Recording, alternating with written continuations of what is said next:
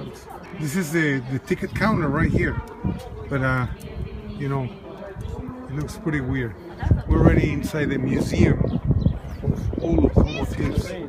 I know.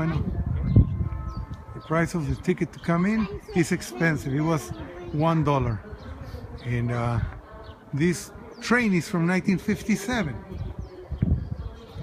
This engine, it is drizzling already, Habibi. Yep. Look at the safety wire. Check out the safety wire job. You see the safety wire? So does.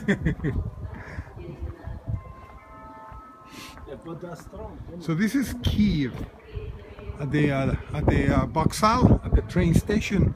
Now there's an exhibition of old locomotives, or old engines, old trains.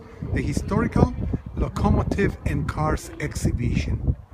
And you pay 22 grivnas to come in and enjoy this beauty.